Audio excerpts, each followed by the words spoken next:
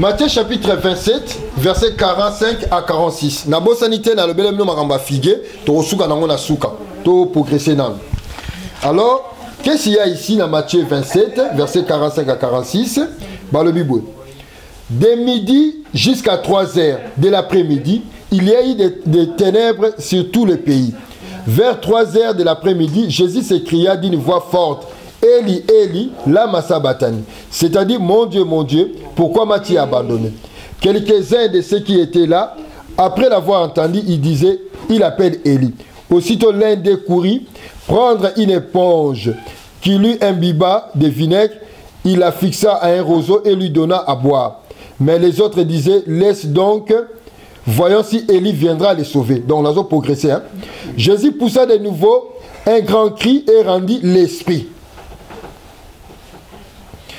Babi, dans 50, Jésus a poussé un grand cri à Koufi. Donc, au début, il a Koufa na croix. Alors, tout le monde a ezalaki wapi. Quels sont les événements et passages tangouye à Koufaki? To continuer dans le même chapitre, à partir de 51, dans le Bible. Voici que le voile du temple se déchira en deux, depuis le haut jusqu'en bas. La terre trembla. Donc, tremblement de terre et salami. Mabele ningani. Les rochers, ils en a plus rien, se fendirent et boukani. Donc, tu notes bien comme il balait, tremblement de terre et salami, bah rocher et boukani. Alors, sikoyo, événement de salami, Jésus bakunda qui est wapi. Alors, Jean Tazo Ebisabiso, et c'est là bakunda qui Jésus. Jean chapitre 19, verset 41.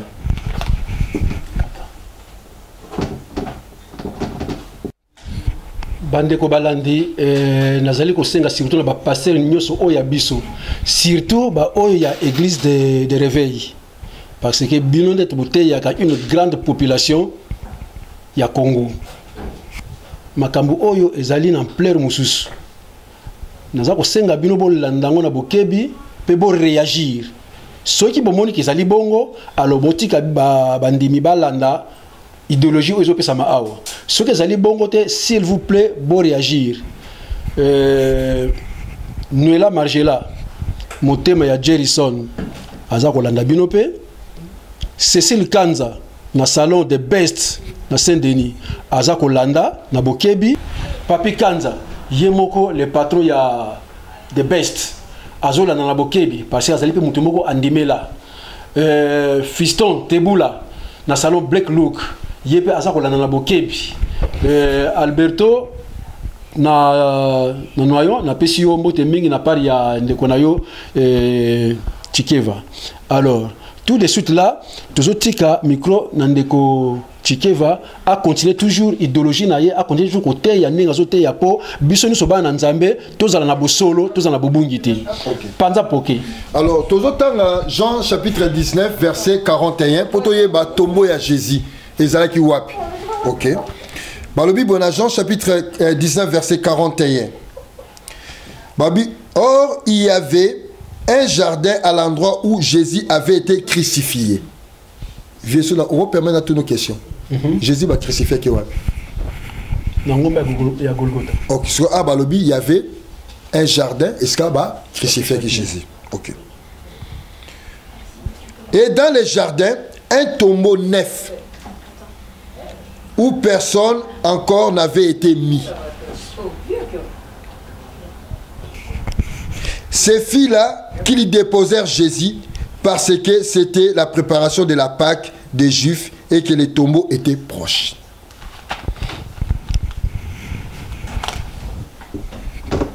Viens, yo qui a la modifié, Babi va connaître Jésus. Na Golgotha te vie. Na Golgotha. Selon connaissance bisonyos. Te, selon Bible. Selon Bible. Ni selon nga. Voilà. Bible la Bible kuna ki wapi? Na Golgotha. Est-ce que ba tchaki croit na yeti? Est-ce que kufa kiti? Ba kuna ki wana. OK. Siko to ke na verset mususu apo to zongela Matthieu. Tombo na ezalaki wapi? Notanga to ke na Marc chapitre 45 verset Marc chapitre 15 verset 45 à 46. Marc chapitre 15 verset 46, verset 45 à 46. Ok. Marc chapitre 15, verset 45 à verset 46. Une fois renseigné par l'officier, il fit remettre le corps à Joseph. Joseph acheta un drap de lin, descendit Jésus de la croix, l'enveloppa dans les draps de lin et le déposa dans un tombeau taillé dans la roche. Puis il roula une pierre à l'entrée du tombeau. Jean Yebisibiso, cimetière au Bakunda qui est à Golgotha. Ok? Tombongo zagi nine zagi ya rocher. Ok? Matthieu 27 alobi nini na bandela kotanga na Matthieu 27. Tant que Jésus a koufaki, qu'est-ce qui s'est passé? Ok? Balobi boué. Balobi, voici que le voile du temple se déchira en deux, depuis le haut jusqu'en bas. La terre tremblant, les rochers se fendirent.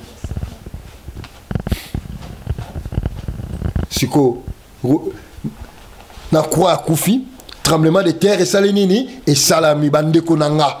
Au lieu de critiquer ngabo finga ngai satan, ata bo finga moderne sont appelés sa réponse pour fumukimba ngaza papa nanga, ayebisanga na pesa ba réponse.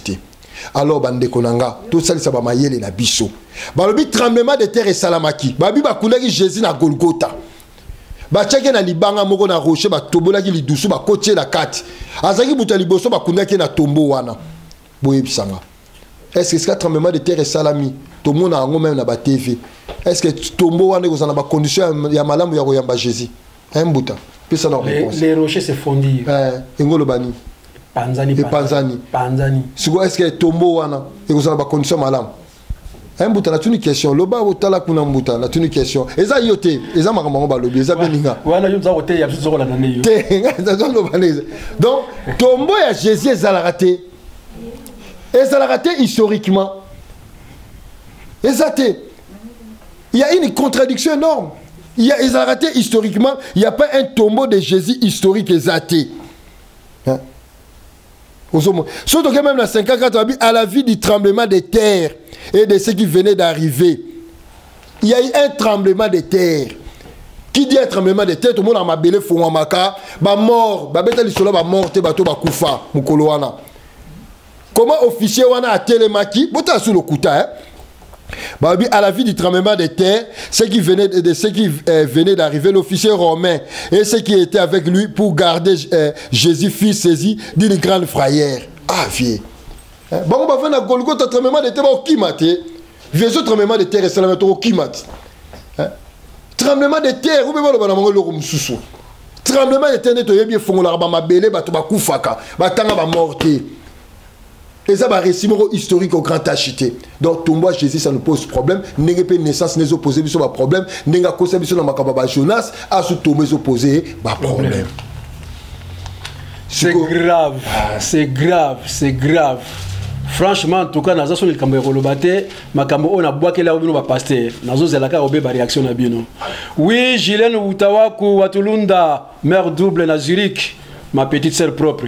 Yum to linga ba débat ya bonzambe nansi ozala convaincu na oyo ndeko chikeva azoloba soki po monike okoki ko réagir alors ça la rendez-vous ou bien commentaire na yo na se ya émission oyo to les gars maintenant to comme la résurrection il fallait assez quoi pour ba chrétien dimanche ba vous mettez OK Jésus et yanga mandala la Yesu na biso akufela biso to na lola ba pas sur kosila. Botala Suninga Kosabino. Vraiment, cet homme Jésus, vieux Sogazagi présent, vraiment j'allais lui porter plainte dans le tribunal à Paris. Pour la haute mensonge à Salina Moukil. Boyoka. Historiquement, il n'y a pas. La résurrection de Jésus, Marc chapitre 16, à partir du premier verset. Lorsque le sabbat fit passer, le sabbat c'est le samedi. Et où tu pas na biso, Sambo, Samboadi, chiffre 7. Et il y a un arabe sabbata. Et il y a un hébreu et il y a sabbat. Donc samedi en français. Donc biso normalement là-bas juif. Donc tout ça même calendrier à semaine. Premier jour c'est dimanche. Dernier jour, c'est samedi. Pas les Romains, les Mindele, les Occidentaux. Premier jour, c'est lundi. Dernier jour, c'est dimanche. Alors, maintenant, lorsque les sabbats fit passer donc samedi et l'équipe, Marie de Magdala, Marie, la mère de Jacques et Salomé, achetèrent des amorates afin d'aller embaumer Jésus. C'est la première chose. Baké ko embaumer. Bande konanga. Ko embaumer mutu ezali eloko basala rapport bembe polati. Jamais ba embomaka mutu oyo déjà akufa bakundiye. Ezala raté ça la maka nulle part. Même ba juif so bokele partout koyeba la culture na bango, basala ka makamnyo sa fa ba kende ko kunda. Basala ka makamnyo so ba kende ko kunda. Donc ba ko embaumer ba ko choba parfum va ba kende ko kunda yo. Jamais bakena ko kunda mutu to ko sa makamona déjà ebembe déjà bakundi et ça la makati. Mais à tomoni basi wana bake ko mbome muto déjà bakunda. Chose bizarre mbuta na bato boluka bo fongola mayele. Bande ko ngai na on mona te mwasi akene ko mbome to ko sokola ebembe tata mukolo ko la Jésus à 33 ans. Et ça la raté. Mwasi ako sokola ebembe à mwasi.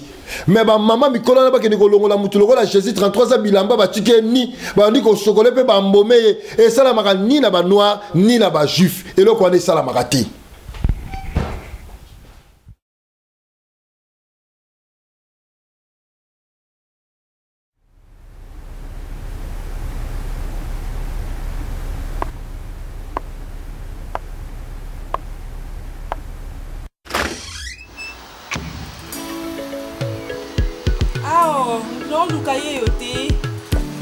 Jerison, Caprice, Akaye Moko, caméraman, photographe, Nuance Akaye Moko. Soli, Fota Kitoko, Ozana mariage, anniversaire, Benga, Jerison. Au bon silo fête, Moko Sepela. Oh, Diva Pris, Solange, Timba. Moni la bongi, Kaka, Jerison. Clarisse Motomba. Au moins il y a commis Kaka Jerison. Mami Kiese. Au moins il y a bimi Akaye Moko Jerison. Christian Kadima de Bundes. Au moins il y a commis Jerison. Tout le face est elle Pichi Capuchino. Le caméraman, photographe. C'est Jerison.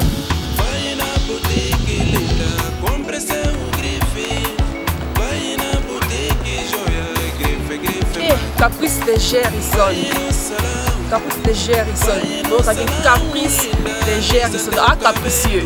Allez, bien mandaté. Allez, cahier moko. Bingi image. Yakitoko. Photo. Yakitoko. C'est Jerison. Ah, cahier moko. Benga, Osepela. Benga, kaka, Osepela. La Zurich Awa, numéro 1. Jerison. Donc, il y a un cahier moko Jerison. Grâce à Jerison. Image. Photo. Kitoko. So il y a un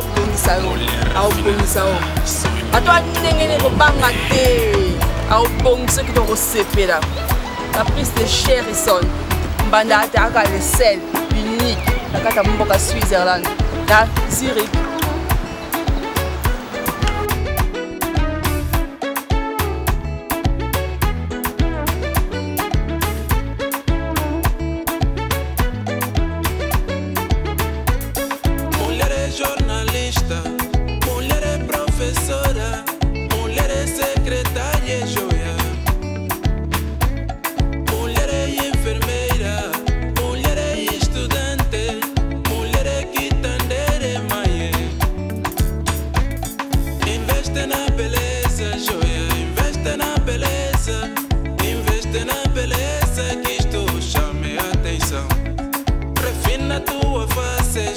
Refina tua cara linda, investe na beleza, que isto chame atenção.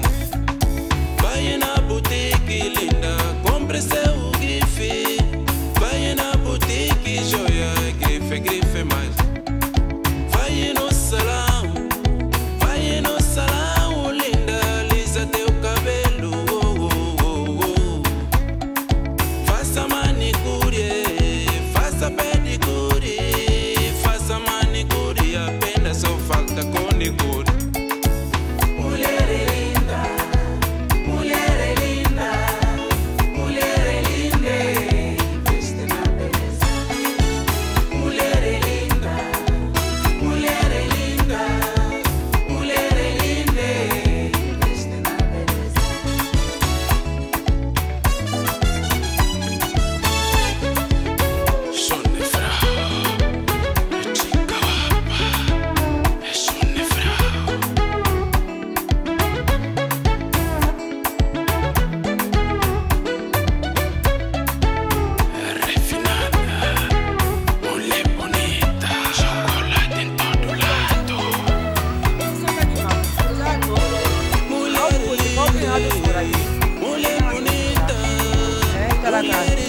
Kadima.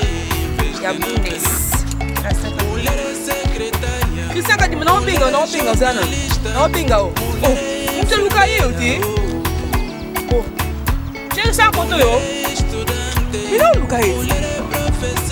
Oh, tu tá falando aí, o fotógrafo, ele é ali.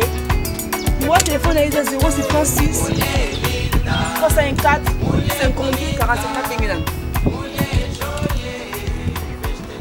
Alors Jerison, nous avons côté nango na luka o kanga ba photo. Na oti sango na série ki donc soki yote musana na été. Na luka kanga ba photo. Donc bande konangai d'ailleurs Jésus a qui peut na besoin ba mbomé été. D'abord procéder à quoi mbomé ba sala qui ça pose un problème pour basi ba mboma raté. Basi ba sokola ke bemba mona mobile à 33 ans té. Ni na ba juif ni na ba tumwindu. Diemoko Jésus a promis que biso na puissance 22 alors baki tu ne permettras pas à ton sein de voir la décomposition. Donc sein na yo apolaté. Jésus a yebaki akopola na yete yango fasse quoi le 3e jour. Alors comment faut que Jésus soit mbomé? Donc tout est contradictoire na makambo teli ya vie à Jésus na matière ya résurrection na ye. Tozo continuer kotanga. Babi le dimanche, elle s'est rendue au tombeau de grand matin au lever du soleil. Donc, bakenaki dimanche na tongo vers 5h 6h. Alors, babi bazomi tuna. Elle se disait entre elles qui nous roulera la pierre qui ferme l'entrée du tombeau. Mais quand elle levèrent les yeux, elle s'aperçut que la pierre qui était très grande avait été roulée. Ba monique libanga balongo la kiam. Elles pénétrèrent dans les tombeaux, virent un jeune homme assis à droite, habillé d'une robe blanche. Elles firent épouvanter. Il leur dit, n'ayez pas peur, vous cherchez Jésus de Nazareth, celui qui a été crucifié, il est ressuscité, il n'est pas ici. Voici l'endroit où l'on avait déposé. Babi a séqué. Mais ce qu'on a tout calculé. Akoufaki vendredi il y a le 6e jour, pas ma juif. 7e jour c'est samedi, dimanche et ali 1er jour. Ok. Akoufaki na 15h. Il faut ça là 3 jours. Samedi na 15h et ça là 1 jour. Dimanche na 15h et ça là 2 jours. Pour écoquer 3 jours, il faut lundi, 2e jour de la semaine juive, na 15h. Si vous avez dimanche na 6h, Jésus a quitté. Même 2 jours il y a Pamba. 2 jours il y a Pamba, Jésus a sala jamais na sama belé, même 2 jours il y a Pamba. Pourtant vous avez na 6h, vous déjà abîmant. Donc je doute fort même journée moko Jésus a sala. Ayokaki mulunge na sama belé. Aseka ba minute eko bima. Donc makamona nyoso eza nango lokuta, la résurrection de Jésus n'est pas une résurrection historique au grand âge. Pour aseku na été. Donc à kosi batu. Foi na bino ya kondima ko tokosekwa et comme lokuta. Eza lokuta. Eza na fondement mon côté. Et en plus de cela, parce que comme on a fait, bon, on a Luc chapitre 24, Jésus, tant à c'est quoi qui, pour ma lobby, yé moi quand lobby, pour na ko c'est quoi, pour qu'on s'en lance autre yaba. Ange bon le cas reçu dans la Matthieu, bah tu dis Jésus, moi si moi bala qui mi bali 7, si moi tu n'es na souka. Tant que résurrection au salama nana ko sala mobile n'habité ba ko sala ko ba ange ba bala raté so boké na 1 Corinthiens chapitre 15 à partir verset 30 tinase balobinin la résurrection pour la zoloba au koufi corruptible au kobotama incorruptible ba kunzoto no ya mosuni ba bomi yango au kobima na nzoto ya sika o ya molimo yango Jésus zoloba na matin nzoto e bala raté mais botala ce que Jésus pour ces messieurs vraiment Aza farce na farce. Botala, nous autres à côté de nos disciples. Luc chapitre 24. C'est messieurs vraiment. Bandeko, toujours l'andalisusu. Kaka na bokebi, ndeko chikava na limité. Na tiki biso niete parce que alingi a convaincre biso, pe atia biso na connaissance vraie. de là akotangi biso chapitre oyo laksake Jésus akufaki asekwaki na nzoto nini. OK. Alors bande konangai Jésus lui-même na évangile il y a Matthieu na makambo ya mwasa balaki batu mibali 7 aloba résurrection la biso to se quoi to za lokola ba ange. L'apôtre Paul, dans 1 Corinthiens chapitre 15, à partir de 30e verset, a lobby qui est tant que tu sais quand tu as dans autres il y a esprit, tu as dans autres oyoté.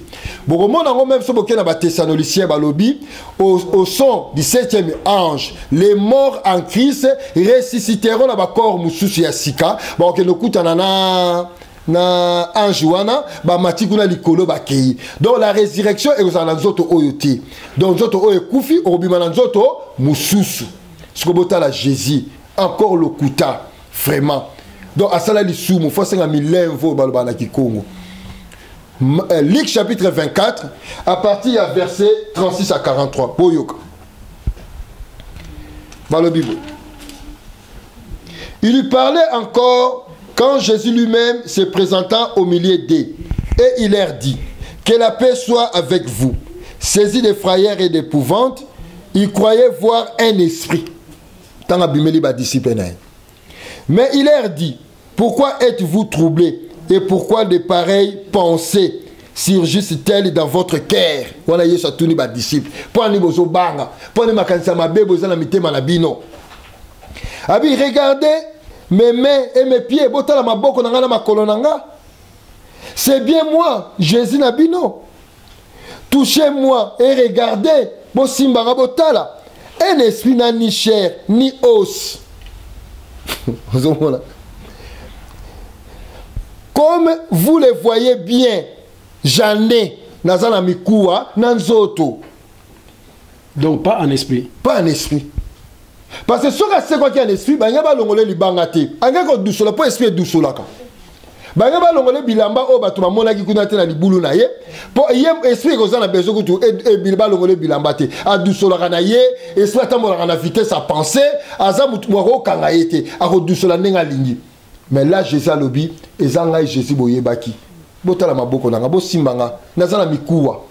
So bo continuer, aïsi bango, bozana biloko akolia yoka. En disant cela, il a montré ses mains et ses pieds. Cependant, dans leur joie, ils ne croyaient pas encore et ils étaient dans l'étonnement. Alors il leur dit, avez-vous ici quelque chose à manger? Est-ce que l'esprit a liak? Est-ce que l'esprit a liak en piodi? Est-ce que l'esprit a liak en pondu? Est-ce que l'esprit a liak en madesu? Liak en moté? Mais Jésus a saigné parce qu'il y a un zala à saganate. L'homme s'en allait à caviar. Il a présenté un morceau de poisson grillé et un rayon de miel. Il en prit et mangea devant eux.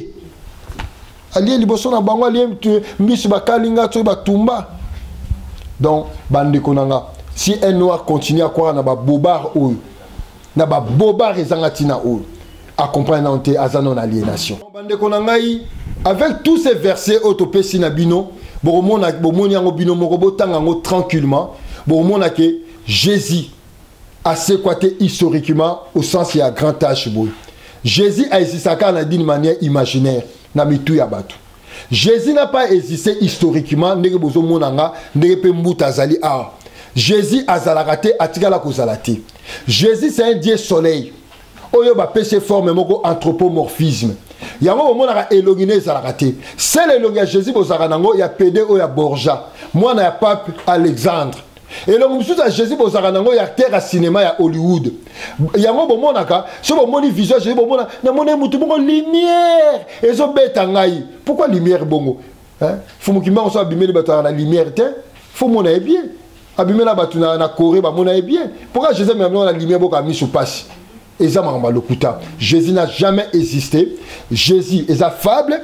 Même pape Benoît XVI n'a livre Jésus de Nazareth à Lobango. Pape Belé sur Molandi, que Jésus c'est une fable. Et elle m'a cambié le kuta, monté en toutes pièces par l'église. Et elle m'a le kuta. Jésus a zalaté. Monté à la bino maramba Jésus. Jésus est un égrégore. Yango wana na royep sabino. Botanga la Bible alubini. La foi vient de ce qu'on attend.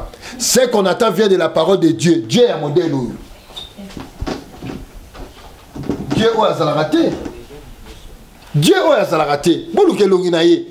Dieu il y a nom propre, il y a Moutou qui s'appelle Dieu à Zalakate. Comment faut la bino roya la Moutou à Zalakate?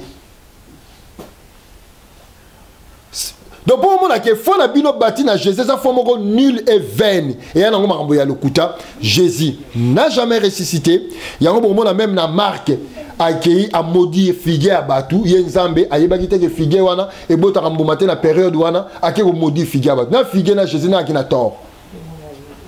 Pour moi que makamnyo sa Jésus et ça lokuta. Oui, merci Ndeko Chikeva, merci Baïbaza Talabiso. Nakanisi vous tirez quand même quelque chose. Mais ngai personnellement, Jerryson, caprice de Jerryson, votre serviteur. Donc on a retenu que ça balle oyo et pas il y a bas serviteur de Dieu, ba kambina biso. Donc bon réagir s'il vous plaît. Alors là, Papa Chikeva na kozonga pona tuna yo. Na libandeli, na landaki yo. Olobi na biso au démotaki biso makambo ya nzambe Dieu bazako kabola ye nzambe donc epesaki moi pai que Dieu wana eza nzambe ti. Alors pona yo nzambe ezali nani oyo tokoki ko loba ke nzambe Dieu. OK. Ezali nani et ensuite Bible oyo simela maboko. To landaka yango to landaka yango ti. OK. Nakobanda d'abord la Bible après na matina nzambe. D'abord, la Bible n'est pas la parole Yanzambe. La Bible ne traite pas Makam Yanzambe. La Bible traite Makam ba divinité, ba bisimbi, bilima ya mai, bisimbi ya mopepe, bisimbi ya maza ya mindele. Et traite ba bisimbi ya mindele. Neti Jésus ezaki simbi ya mindele. Ba Jova bisimbi ya mindele. Et traite ba bisimbi na binoto ba fana côté ya lac mai ndombe. Donc Bible yo mutu mwindo ko landaka yango te e yana ngomambo ya lokuta ezala ba contradiction eza parole ya nzambe ti na oyebisa bino Ancien Testament ya nani akufaki atikela biso testament ya Ancien Testament nani akufaki atikela biso testament ya Nouveau Testament un testament mutu fo mukolo nango azala koma yango alors nana komaki yango abi testament héritage na tikeli bino mutu wana zate ni na Ancien Testament ni na Nouveau Testament Bible oyoyo ezali makambo ya mindele ezali arme moko eleki bombe atomique Bible oyoyo même Gandhi aloba biba chrétien bozana livre moko ebomaka ba civilisation yango Bible sala eboma ba civilisation africaine na biso eboma makambo na biso ebele tokoma ko boya ba koko na biso o koko na ngaza mabe so balibika bokoko otika makambo kindoki ona makambo ya mabe oh mindele kutu balinga ba koko na bango mindele bavana na ba koko na bango Mundele tout ayebi ba koko na jusqu'à ma 20e 30e génération mais biso même pour le baba koko na yo jusqu'à 3e génération jusqu'à 2e génération to ko même ko tanga ba komba ba koko na bisoté et on a du mal yango monaki Léopold ba utiliser ki yango pona ba bungisa biso ba biboté ya bango té peuple yana ba yebi nzambe mais to kende ko kosa bango to exploiter bango errer les pauvres en esprit yango même ba passer ba groupe de réveil ba sala ka yango bazo yi ba botala makamuku na sala kati Bota makamba ba passer tout wana ba salarati. Baza ko exploiter bino. Donc Bible et salama pour ko exploiter, ce n'est pas la parole en Zambé. Non, on peut cet exemple moko mbuta. Dans Jean chapitre 8, balobi bazu mwasi ya litanga mwasi andumba Marie-Madeleine, soi-disant Marie-Madeleine, ba surprendre ye azo sala et adultère na mobali ya bato. Ba landi e ba lapide ye. Mais mobali o ba salaki na ye ekobo wana za wapi. Et ça dans Jean chapitre 8. Moi ce Jésus lobaki kende ko sala suma sumute. Ba yi ba lapider Jésus tuni batu a yebi na li sumute a bambe mabanga. Mais mobali azab sachant qu'il est dans Lévitique. Ba lobi so bo si prendre moi sina mobali ba so sala adultère, il faut bo bamba bango mabanga. Bango mibali. Bango mibali. Na ko pesa ba verset. Alors wapi mobali wana. Bango bangi ba bomaka moi si wapi mobali wana. Version na ba bakisango. Événement ne salamati. Sobokei, dans le livre à Chronique, chapitre 7, verset 6, Bazoloba Benjamin, Azaki Nabana 3. Boké dans 1 Chronique, chapitre 8, verset 1, Babi Benjamin, Aki Nabana 5. Boké dans Genèse, chapitre 46, Babi Benjamin, Aki Nabana 10. Pourquoi toutes ces contradictions? Donc, Bible est en Zambé, pesa biso yango. Bible ezali makambu ya bandoki. Ba eko pesa biso batu mwindu poto souffrir. Jésus-Christ azalaka na été aza égrégore. Na koyo c'est le romoro mbuta bato ba olanda biso balobi na Éphésiens non na Philippiens. On lui a donné un nom qui est au-dessus de tout nom, à qui tout genou fléchit dans les cieux sur la terre. Alors boye bisanga.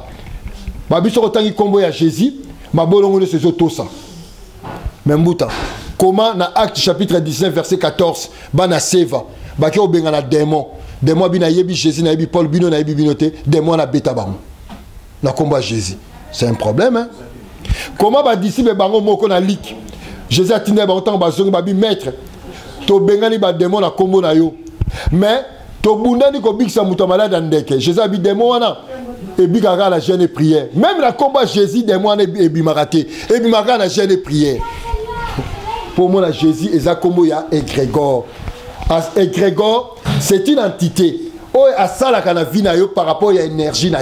Il y a un moment dans la Bible, Jésus n'a jamais dit au biki na foi na Jésus. Alors, au biki na kondima na yo. Sachant que kondima, c'est une puissance qui est en toi. Jésus a biki sakayote, banda yo banda kolane l'église. À ça, n'a rien pour la vie na yo. À ce quoi il fait que te mentir toute ta vie.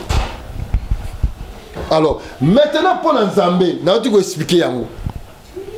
Dans le bac tout à l'heure ici, Nzambé konangai yango na zoe Sabino, bossa un peu constat. Le Congo RDC, c'est le pays où on a mokili mobimba ils ont l'église ebele, mais pas chez Zakaka.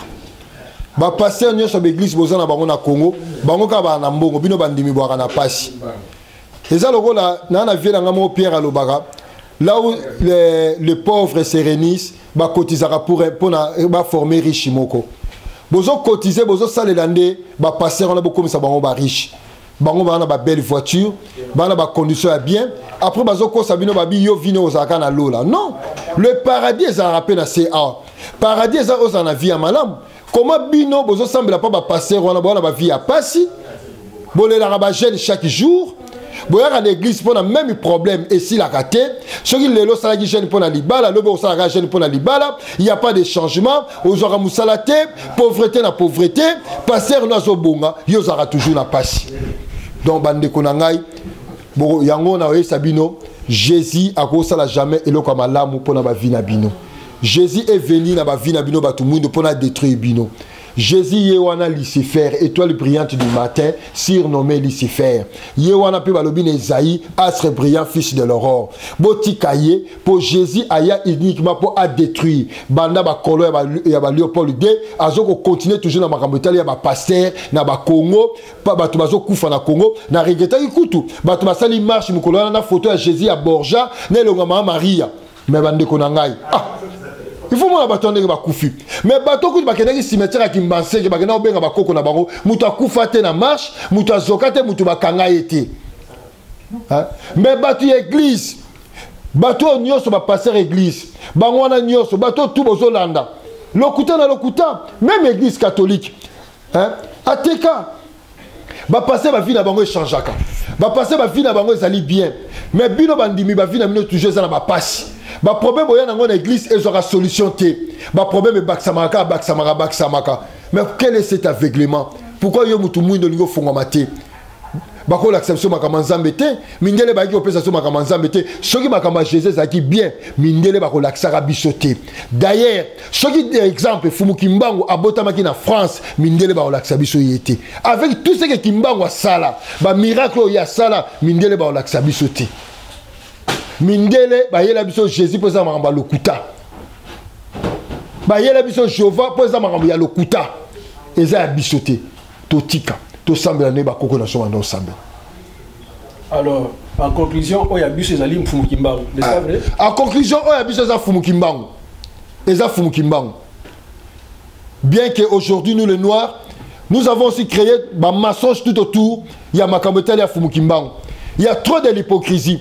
Lorsque les gens parlent de Fumu Kimbangu, ils vont associer à Jésus. Oh, Jésus a envoyé Fumu Kimbangu. Ah, comment Moutazalate a continué à Fumu Kimbangu? Mais quand même du respect. Comment Bissot va noir te l'ima comme Nepsoto Sansango Gana Jésus n'a pas Jova? Makama Jésus n'a pas Jova, tel Bissotin, et ça m'a bango à l'okuta. Bissot m'a comme Nepsoto Fumu Kimbangu.